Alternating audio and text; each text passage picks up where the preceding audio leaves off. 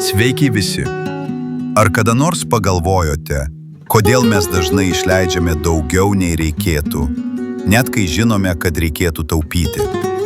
Šiandien pakalbėkime apie pinigų psichologiją, kas slypi mūsų galvose, kai atidarome piniginę arba spaudžiame pirkti dabar. 1. Emocinis pirkimas. Pirmiausia, emocijos. Lietuvoje, kaip ir visur pasaulyje, kai jaučiamės blogai, ieškome malonumo. Ir dažnai tai būna naujas džemperis iš Zaros ar desertukas iš Maksimos. Tai vadinama emociniu pirkimu, kai perkame ne todėl, kad reikia, o kad pasijustume geriau. Problema? Tas jausmas trunka 5 minutės. Sąskaita visą mėnesį. Nuolaida. Mūsų silpnoji vieta. 40%. Tik šiandien pažįstama tiesa.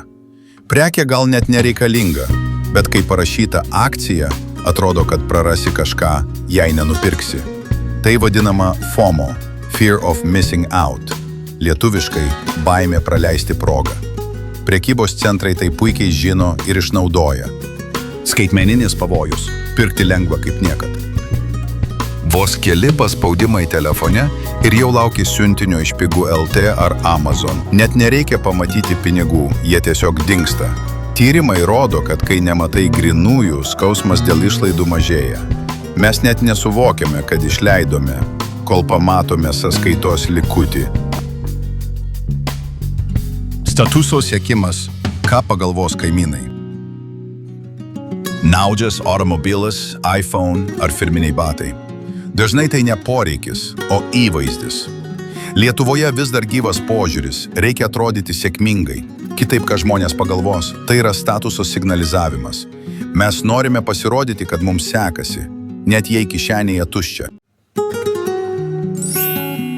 Kaip sustabdyti per didelį išlaidavimą?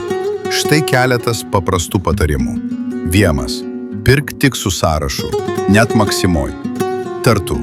Užrašyk, kodėl nori pirkti. Ar tikrai reikia, ar tik bloga nuotaika.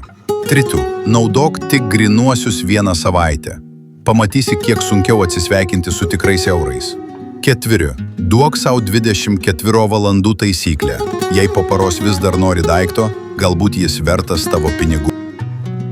Jei šis video tau patiko, paspausk like, pasidalink su draugu ir parašyk komentaruose, kokia buvo tavo nereikalingiausia išlaida per pastarąjį mėnesį.